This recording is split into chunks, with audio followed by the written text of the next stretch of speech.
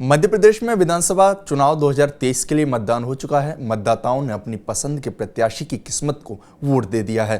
नमस्कार, मैं हूं देवेश यादव और आप देख रहे हैं टीवी 9। प्रत्याशियों को वोट देने के बाद हर किसी की निगाहें 3 दिसंबर को होने वाली मतगणना पर लगी हुई हैं। प्रदेश में अगली सरकार किसकी बनने जा रही है, इस पर तो राजनीतिक पंडित भी चुप हैं।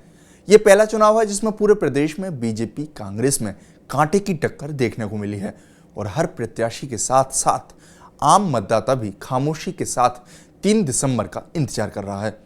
प्रदेश के दोनों बड़े दलों ने अपनी अगली सरकार बनाने के लिए अपनी अपनी राजनीति पर काम करना शुरू कर दिया है, क्योंकि बीजेपी और कांग्रेस को बहुमत के साथ अपनी सरकार बनने की उम्मीद है। लेकिन प्रदेश में एक बार फिर चर्चा जोरों पर चल रही है और वो है कि क्या बीजेपी की सरकार बनने पर एक बार फिर से शिवराज सिंह मुख्यमंत्री बनेंगे। तो अधिकतर लोगों की राय है हाँ।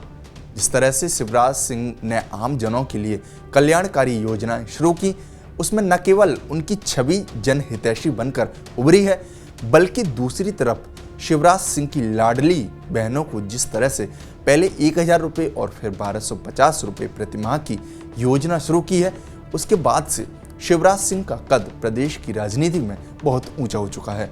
बीजेपी में अंदरूनी राय एक बार फिर से शिवराज सिंह को अगला मुख्यमंत्री चुनने पर बनती दिख रही है। उसकी 2 वजह हैं। पहला, उनकी जन कल्याणकारी योजनाओं की बदौलत बीजेपी ने न केवल चुनाव में वापसी की है, बल्कि कांग्रेस के लिए बहुमत हासिल करने के लिए सबसे बड़ी रुकावट पैदा कर दी है।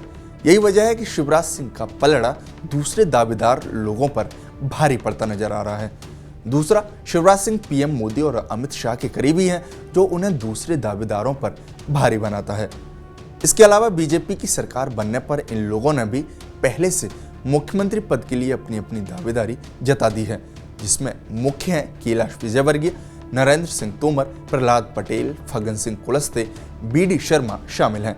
गौरतलब है कि मध्य प्रदेश विधानसभा चुनाव में बीजेपी इस बार बिना सीएम पद के चेहरे के उतरी है, लेकिन इशारों में पीएम मोदी और गृह मंत्री अमित शाह ने शिवराज सिंह के कामों की तारीफ कर अपनी पसंद को जता दिया है।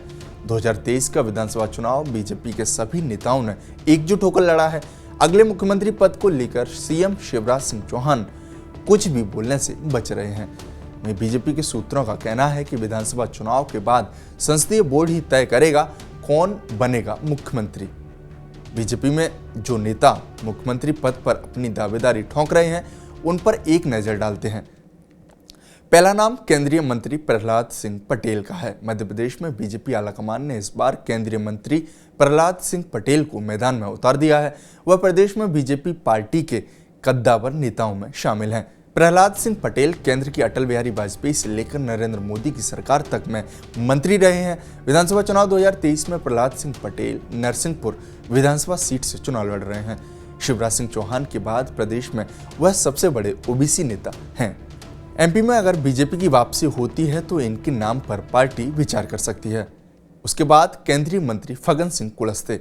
फग्गन सिंह कुलस्ते को राजनीति का लंबा अनुभव है और वो आदिवासी समाज से आते हैं। लोकसभा चुनाव 2024 में प्रदेश के आदिवासी वोटर को साधने के लिए भी बीजेपी एमपी आदिवासी नेता फग्गन सिंह कुलस्ते के नाम पर नया दांव खेल सकती है। मध्य प्रदेश में 47 विधानसभा सीटें आदिवासियों के लिए रिजर्व हैं और बीजेपी को 2018 के विधानसभा चुनाव में इन्हीं सीटों पर तगड़ा झटका लगा था।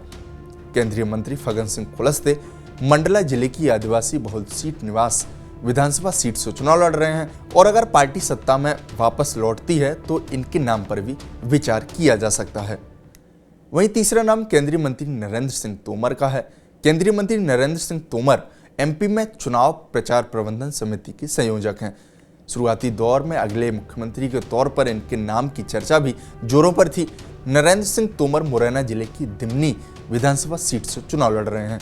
नरेंद्र सिंह तोमर पीएम मोदी और केंद्रीय मंत्री अमित शाह के करीबी नेताओं में शामिल हैं। इस नाते मुख्यमंत्री की रेस में अभी भी वो बने हुए हैं। वहीं चौथा नाम आता है बीजेपी महासचिव कैलाश विजयवर्गीय का। कैलाश विजयवर्गीय भी इस बार चुनावी मैदान में है। पश्चिम बंगाल के विधानसभा चुनाव के बाद से वह साइडलाइन थे। पार्टी ने बेटे का टिकट काटकर उन्हें चुनावी मैदान में उतारा है। साथ ही वो क्षेत्र में दावा भी करते हैं कि मैं यहाँ विधायक बनने नहीं आया हूं। वहीं पांचवा नाम केंद्रीय मंत्री ज्योतिरादित्य सिंधिया का सामने आता है। सिंधिया समर्थक अगले सीएम के रूप में ज्योतिरादित्य सिंधिया के नाम को आगे कर रहे हैं। हालांकि सिंधिया की पसंद की बात की जाए तो सिंधिया की नज़र मुख्यमंत्री पर नहीं है, उनकी रुचि केंद्र की राजनीति में ही है। हालांकि प्रदेश में सीएम पर वो अपने पसंद के नेता को देखना चाहते हैं। अभी विधानसभा चुनाव रिजल्ट आने में एक सप्ताह का समय बाकी है। वहीं बीजेपी हमेशा अपने फैसलों से चौंकाती रही है। अब अगले मुख्यमंत्री पद को लेकर बीजेपी हाईकमान किसका नाम आगे करता है, इसके लिए तो 3 दिसंबर तक इंतजार करना पड़ेगा, क्योंकि बीजेपी की नज़र सबसे पहले सीटों की संख्या पर लगी हुई है।